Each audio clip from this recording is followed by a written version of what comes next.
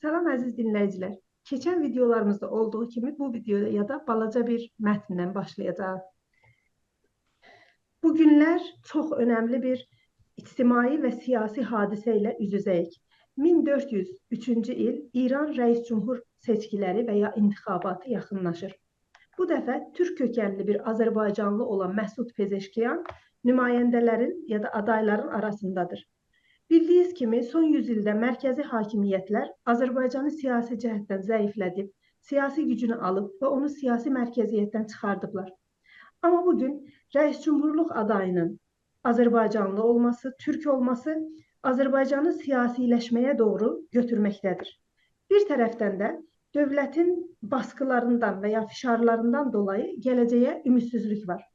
Yəni insanlar intixabata qatılıb-qatılmamağa qərar verməkdə çətinlik çəkirlər. Bu vəziyyəti düşünərək Azərbaycan Civic Nation ilə Ətək Yazı ortaq bir proje etməyə qərar verdik və burada bu proje çərçivəsində Azərbaycan məsələləri ilə uğraşan, bu haqda fikirləşən araşdırmacıları, fəalları, düşünürləri bir araya gətirməyə qərar verib onların fikirlərini öyrənmək istədik. Təbii ki, bu işdən məqsəd insanları seçkiyə qatılmağa ya da qatılmamağa dəvət etmək deyil. Hədəf nədir? Hədəf bu vəziyyətə açıqlıq gətirmək, məsələlərin müxtəlif cəhətlərinə, müxtəlif yönlərinə işıq tutmaq və mübahisəyə imkan yaratmaqdır. Yetər ki, Azərbaycanlılar öz məsələləri haqqında düşünsünlər və mübahisəyə yol açılsın. Bu videoda qonağımız Artum Dinç, sosioloq və Umay Radmehr, Azərbaycanlı siyasi fəal və intersectional feminist. Əzizlər, çox xoş gəlibsiniz, dəvətimizi qəbul etdiyiniz üçün sizə təşəkkür edirəm. Artum bəy, öncə sizdən başlayacağım. Sizcə Azərbaycanlılar və ya türklər açısından bu seçkilərin qabaqki seçkilərlə fərqi nədir sizcə? Ayrıntılı və bilimin ya da elmin ölçütləri ilə baxılarsa əgər seçim süreçlərinə, heç bir seçim biri-birinin bənzəri deyildir. Seçim süreci, hiçbir seçim süreci biri-birinin tekrarı olmaz. Neden? Çünkü seçim bir toplumsal, kültürel ve politik olgudur. Bu toplumsal, kültürel, politik olgular ve yapılar, süreçler biri-birinin tekrarı olmaz. Necə ki, eyni suyun içinden, benzer bir dereden, sudan, çaydan iki defa geçilmez da deyərlər. Ve bir felsefede özlü bir söz var. Yunan filozoflarından biri demiş, indi adını unuttum. Dolayısıyla siyaset səhnəsi sabit bir səhnə değil, buran bir səhnə değil. Onun için bu seçim ve bundan sonraki seçimler, bundan önceki seçimler birbirinden tabii ki farklı olacaklar. Ama bu seçimleri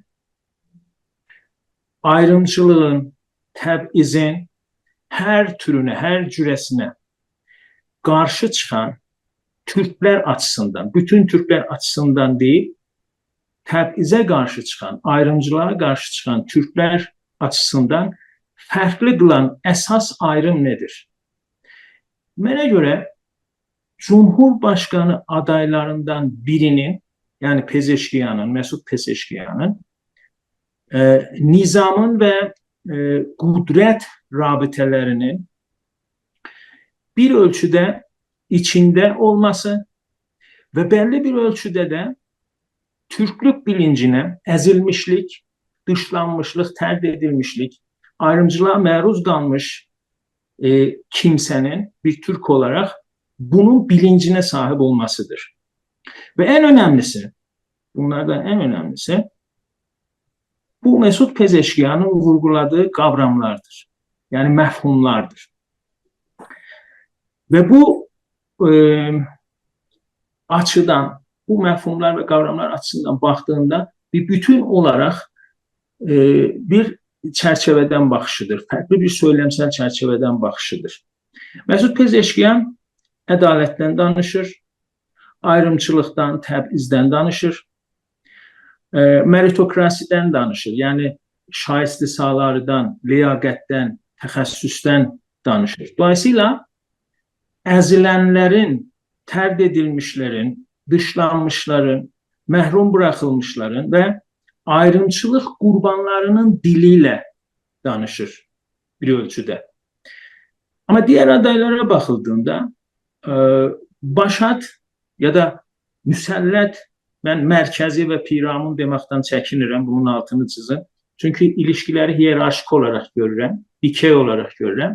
O yüzden müsəllət və bağımlı qılınmış ya da əzilmişlər olaraq deyəcəyim mərkəz Piramun yerinə.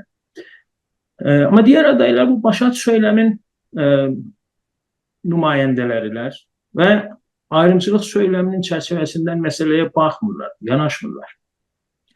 Seçim süreci şərtləri altında indi əzilənlər, tərd edilmişlər, məhrum buraxılmışlar və ümumiyyətlə ayrımcılığa uğramış kəsimlər nə edə bilərlər? Özlərini görünür qıla bilərlər. Özlərini, tələblərini dilə gətirə bilərlər. Səslərini eşitdirməyə çalışa bilərlər. Nə ilə? Həm söyləmsel olaraq, həm eyləmsel olaraq örgütlənmiş ya da farsçasını söylərsək sazman yaftə, təşkilatlanmış, yəni həm söyləmsel təşkilatlanma sazman yaftəgi, həm də eyləmsel olaraq. Əgər bu şəkildə mevcud fürsətlərdən və açılan səhnələrə qatılaraq etkili rol oynaya bilmə gücünə sahiblərsə ya da gücünü əldə edib qatıla bilərlərsə, olumlu sonuçlar əldə etmək mümkündür deyə düşünürəm. Amma hangi səthdə? 3 düzləmdə əgər biz analiz edərsək, mikro, mezo və makro düzləmlərdə, doğrudur, makro yapısal açıdan böyük bir dəyişikliklər bəklənmir, gözlənilmir. Sadəcə Cumhurbaşqanının ixtiyaratına baxıldığında. Amma mezo və mikro düzləmlərdə bəzi şeylər dəyişdirilə bilər. Özəlliklə gündəlik yaşamda, gündəlik yaşam ilişkilərində həm mücadilənin, mübarizənin, həm də hədəflənən tələblər və ya amaçların gerçəkləşməsi adına bir işlər görmək mümkündür deyə düşünürəm. Amma hangi bağlamda bunu söyləyirəm? İqtidarın ya da power'ın, gücün Foucault'cu düşüncə bağlamında söyləyirəm. Yəni Foucault bir iqtidar hər yerdədir, eyni zamanda direniş də hər yerdədir. İqtidar hər yerdə isə direniş də hər yerdədir. Gündəlik yaşamı diqqətə alaraq bunu söyləmək istədim. Bir də son cümləm olsun bu.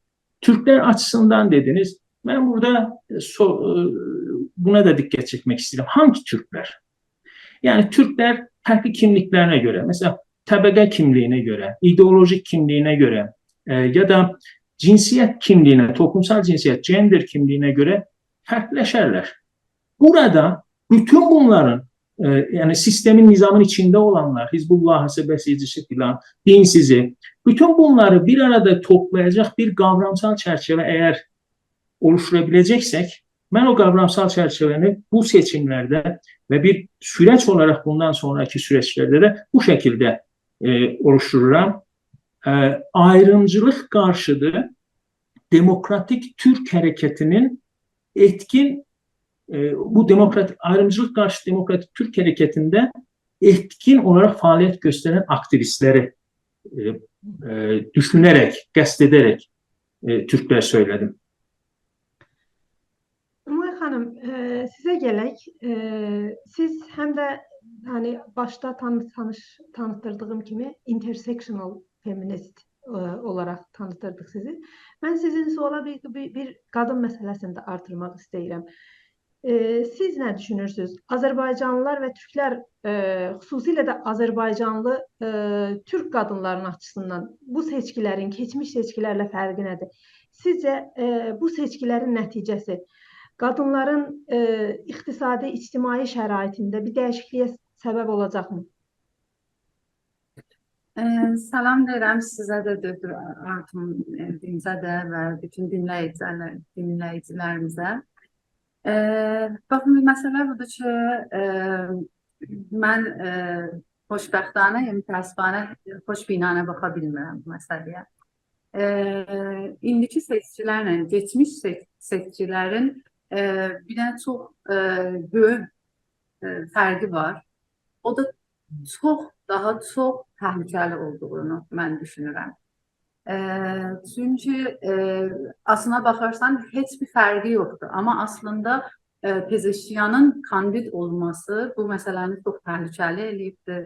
Özəlliklə Türk millətinə, özəlliklə millətlər açısından, özəlliklə cinsiyyəti məsələsinə uğraşan dostlarımız və mübarizlər. Biz bunu niyə pezeşkiyana rəy verək və ya verməkdən öncə gərək bu suala cavab verək ki, niyə pezeşkiyan kandid oldu?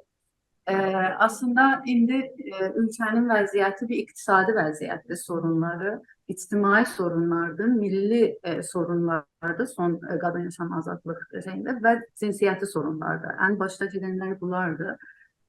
İqtisadi sorunu pezeşkiyan da heç kimsə də həll edə bilməyəcək. Çünki madam ki, xarici siyasətlər aynı gedir və rəisunun da əlində deyil, Sipahın və şəxsi rəhbərin əlindədir.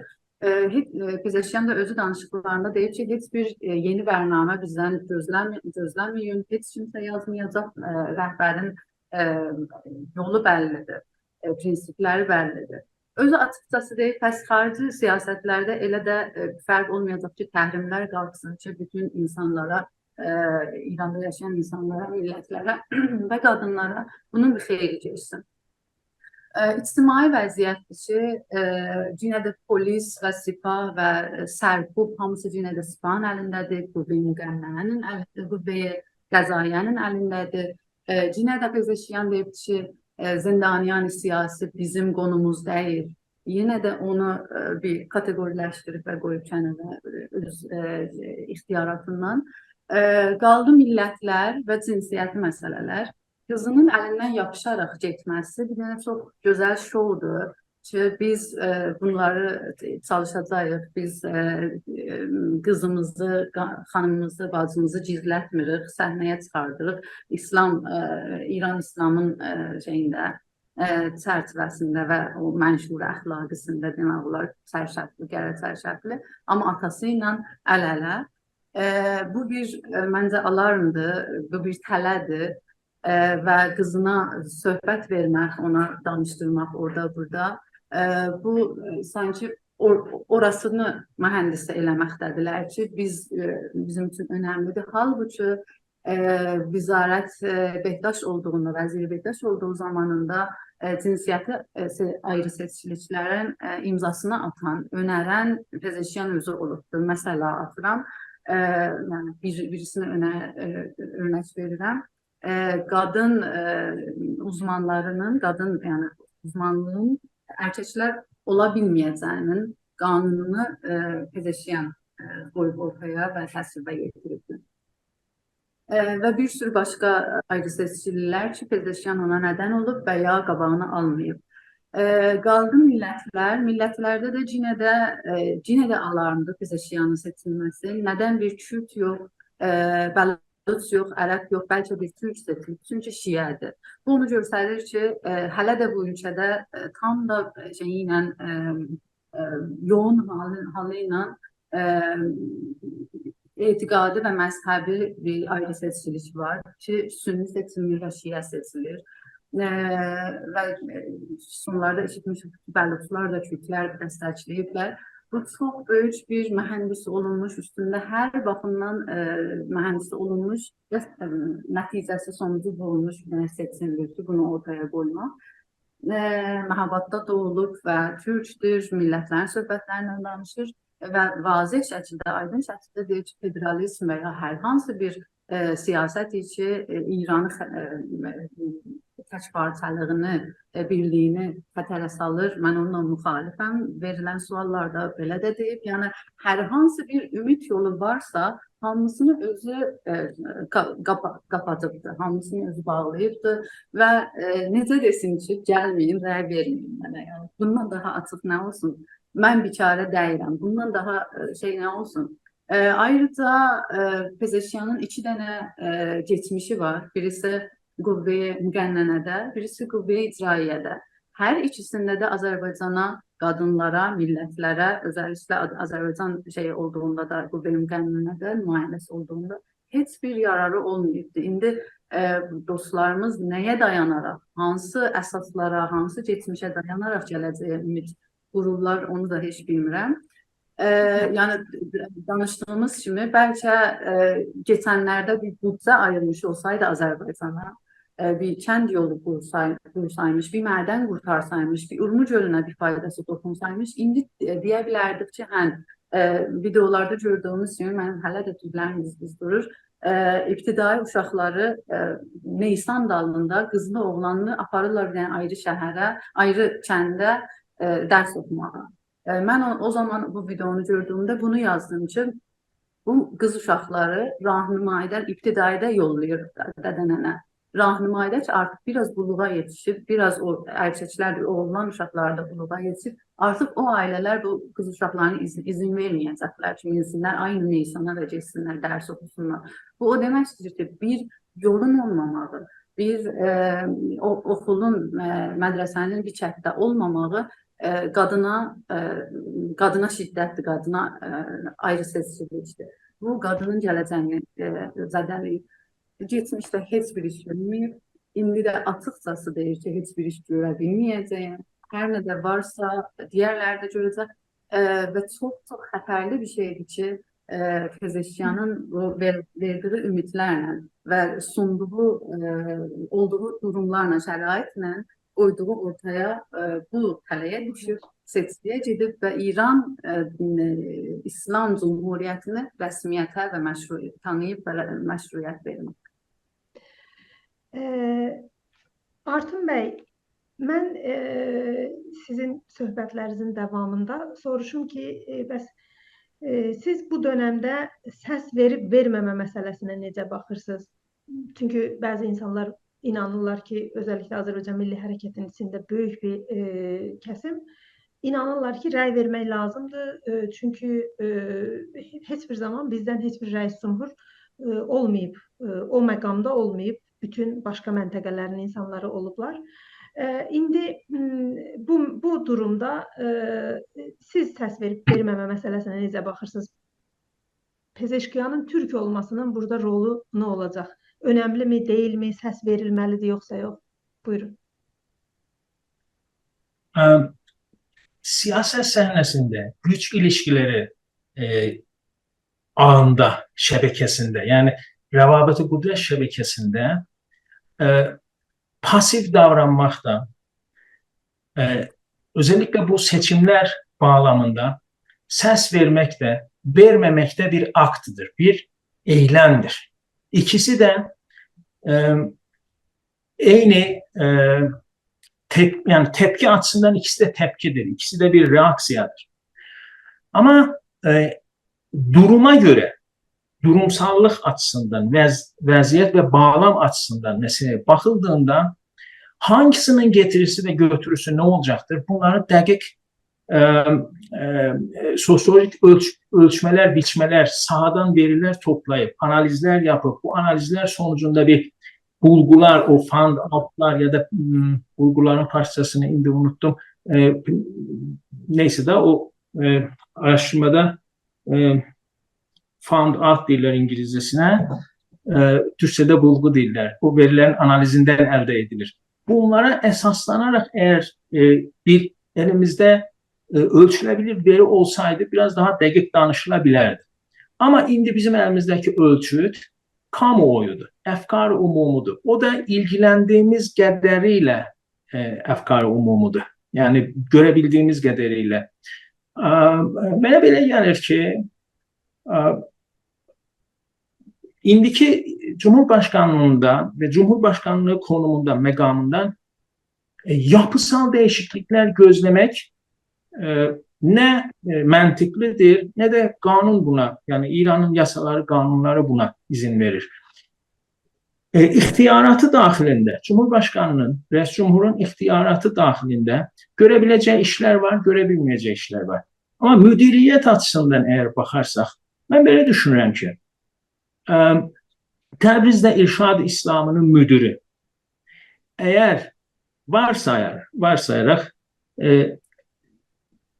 kimi deyək, Qalibafın tanıdığı, Qalibafın kafasında o başat ve müsəllat söylem zihniyyətində birisi olmaq var.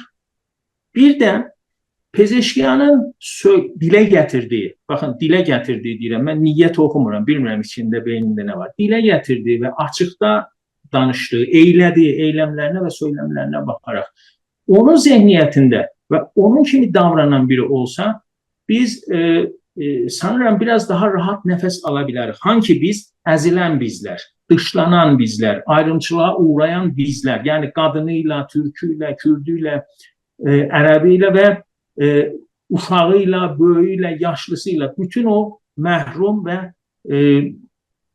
asib, pəzir dillə farsça belə açıqda bırakılmış kesimler açısından fikir edirəm ki, kiçik de olmuş olsa, az önceki sözlerimde de söyledim, mikro ölçekli ilişkiler düzleminde, o dar alanlarda, hiç olmasa gündelik yaşamda bir kadın, bir Türk ya da çıxıb gedib Təbrizdə Vizarət İrşaddan bir dənə konser mücəvizi alabilsə, bu önemlidir.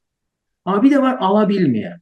Ben hatırlıyorum, Təbrizdeydik, Döktür Profesör Nutku'nun merasimi, il dönümü, ölümünün il dönümü merasimini tutacaqdıq. Vizarət İrşad Təbrizə getdik. Oradaki müdür yardımcısı, anlayışlı, yanlış hatırlayabilirim. Ya maviniydi ya da ki müdürün özüydü. Biri anlayış gösterdi, biri göstermedi. Mücevviz vermeyecek dedi. İkisi arasında biz bir gediş gelişler, söhbetler bilahare o mücevvizi çıkarttık. Ama orada da o törende de çok radikal hareketler oldu bazı dostlar tarafından. Ondan sonra da bu radikal hareketler neticesinde vermediler. Onlar da radikalleştiler. Düşünün ki bir Viran şəhri zehniyyət otursa Təbrizdə Vizarət İrşadın o müdürlüyündə, Ustan müdürlüyündə, şöbəsində. Bir dənə də o əzilmişliyi, Türk olmaq, qadın olmağın əzilmişliyini yaşamış birisi, təcrübə etmiş birisi olsa və bu söyləm, ədalət söyləmi ilə yaxlaşsa, mən fikir edirəm ki, bir çox şey dəyişər o gündelik yaşamda. Gündelik yaşamda. Yani belki bunu demek istedim. Bir kadın biraz saçı açık da çıksa, bir şey eşitmese, bir genç onu durdurmasa, bu ele o gün onun əsabı xurda olmasa, bu İran sisteminde, Orta Doğu'da böyle bir kazanımdır diye düşünürüm.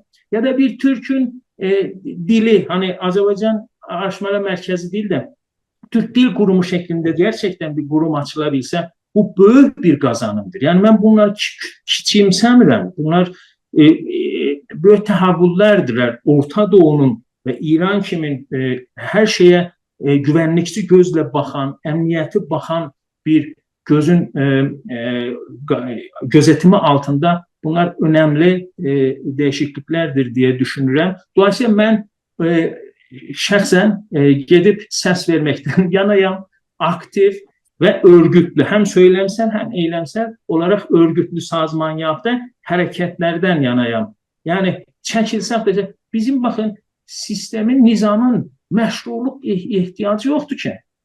Bizim məşruluğumuza mı ihtiyacı var? Ben belə düşünmürəm. Yani 40 ildən ildə o bir örgüttür. Ordusu var, petrolu var, devleti var, vizarətxanaları var.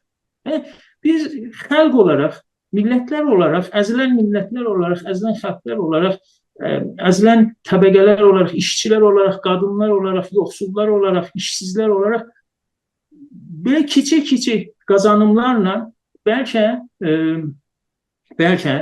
yapıda kalıcı değişikliklere sebep olacak değişiklikler getirebilir, böyle bir fürsətlər diye düşünürüm. Ama emin değilim, onu da söyleyeyim.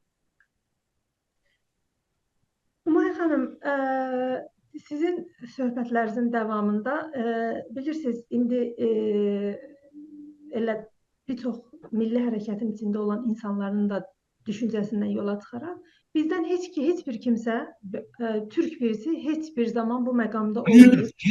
Və bu məqama gələndən sonra Pezeşkiyanın bəlkə də bir çox ixtiyaratı olacaq ki, qabaqcadan yox idi. və bir sürü eləyə bilər bizdə bir çox iqtisadi, siyasi dəyişikliklərə gətirib çıxara bilsin. Az da olsa gələ bilər. İndi bu durumda siz seçki, səs verib verməmək məsələsinə necə baxırsınız? Sizcə insanların seçim eləməsində səs verməyə bu ümid, yəni onun türk olması və bizim bölgəyə hər hansı bir şəkildə az da olsa çıxar sağlaya biləcəyi bir önəmlimi?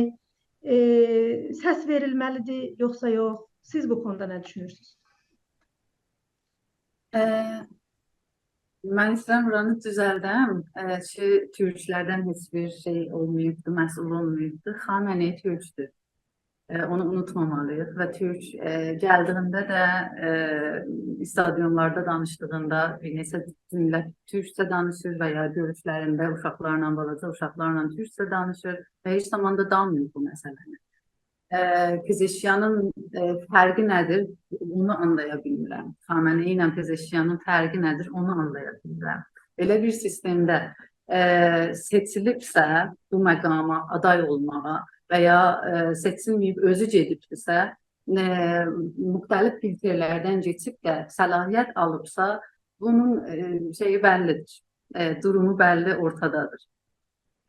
Qaldı döktürün danışıqlarına mən birazına qatılıb, birazına qatılmaq istəmirəm, qatılmamaq istəyirəm.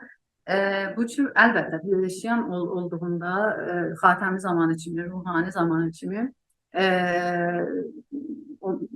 öğrenci dərgiləri olsun, konsertlər olsun, falan olsun, filan olsun. Bunlara əlbəttə ki, daha rahat tutulacaq. Amma məsələdir ki, bizim hədəfimiz nədir?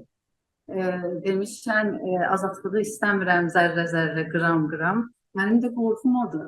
Yəni, insanlar bu qədər biz cavanlarımız həyatlarını əldən verdi. Bu qədər həzinələr verdi illər boyunca və son olaraq da bildiğimiz qadın yaşam azadlıqda İranın hər hansı nöqtəsində Azərbaycan daxil belə bir kiçik qazanclarla o günləri unutmaqdan mən qorxuram. Onun üçün əlbəttə ki, yəni baxın, Pezeşiyan gəlirsə, türkcə kitablar yenə yayılmağa başlayacaq. Artıq sərgilərdə yenə də mücavizlər bəlkə qaldırılmayacaq, veriləcək falan. Amma bizim hədəfimiz sadəcə türkcə kitabı satmaq və ya işığa çıxartmaqmı? Bizim hədəfimiz ana dilimizdə oxumaq deyilmi? Bunu Pezeşiyan bizə verə biləcək? Yox. Bizim hədəfimiz milli hökumətimizi qurmaq deyilmi? İstər federalizm, istər başqa türlər. Pezeşiyan bunu bizə və ya başqa millətlərə verə biləcəkmi? Yox. Bizim hədəfimiz cinsiyyəti eşitlikdir, bərabərlikdir. Bunu bizə yəni İran İslami Cumhuriyyəti dağılmadan bu ola biləcəkmi Pezeşiyan və ya başqası ilə? Yox. Bəs biz özümüzü nə mənə ilə məşğul eləyək? Amma belə baxarsaq, yəni o ümid dediyimiz nəyə ümiddir? Həddəğəllərəmi? Onu mən anlaya bilmirəm. Yəni dediyim kimi, bəlkə iqtisadi vəziyyət zorlansaydı, deyərdim, ən azından insan bir çörək tapacaq, bir ət alacaq, düyü alacaq, yağ alacaq. İnsanlar artıq okula gedə biləcək. Amma o da olmayacaq. Amma bir tərəfdən fəqət xoş baxmaq əgər istəsəm, bu ki, qalıb içəridə yaşayan mübarizlərimiz və eşitdəki opozisyonun bərnaməsinə. Əgər bu həddəğəlləri əldə etməklə, bu biraz açıq fəzana kullanıb da, çünki bizim hədəfimiz sadəcə Cumhur İslami İranın bərəndazisi deyil, bir demokratik bir hökumət qurmaqdır. Əgər ona hazırlanmaq, ona bəstərsazı eləmək, ona zirsazı eləmək, buna becərəcəksə, bu fəzadan onun üçün yararlanacaqsa, Pezeşiyan buyursun da gəlsin. Amma belə bir unutqanlığa düçar olacaqsa, mübtəla olacaqsa, bu çox təhlükəli bir şeydir. Çox sağ olun, çox təşəkkür edirəm. Artun bəy, əlinizi qaldırdınız. Əlavə eləmək istədiyiniz bir şey varsa, buyurun, əlavə eləyə bilərsiniz. Amma qısa tutaq. Buyurun. Mikrofonunuz bağlı.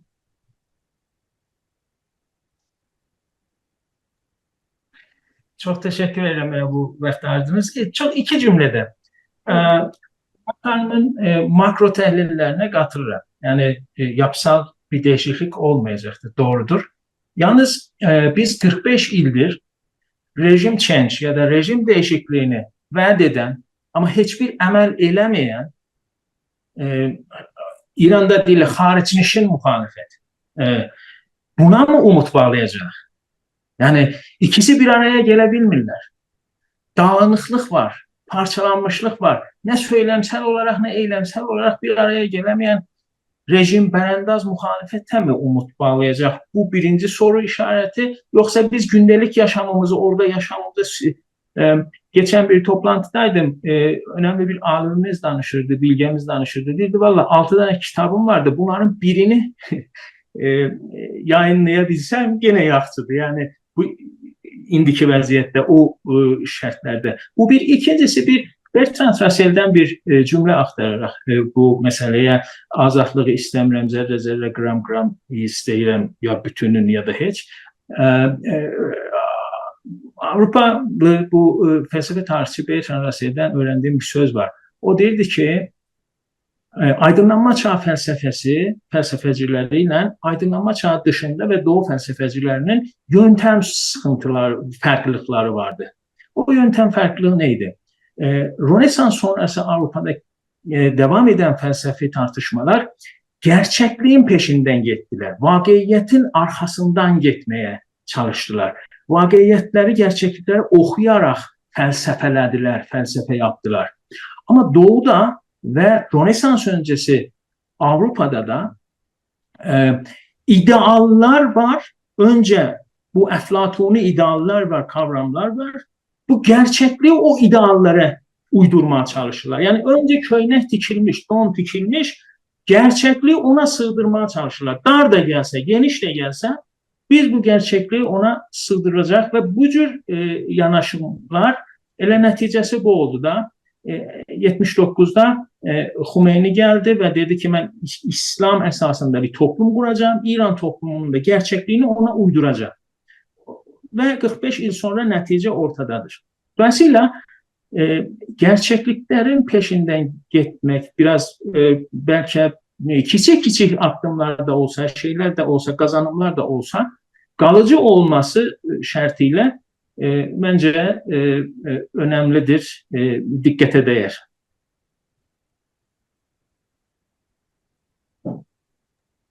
Çox sağ olun. Mən hər iki qonağımıza, həm Umay xanım sizə, həm doktor Artum Dinç sizə çox təşəkkür edirəm. Dəvətimizi qəbul edib bizə qatıldığınız və fikirlərinizi bizlə və dinləyicilərimizlə paylaşdığınız üçün çox sağ olun.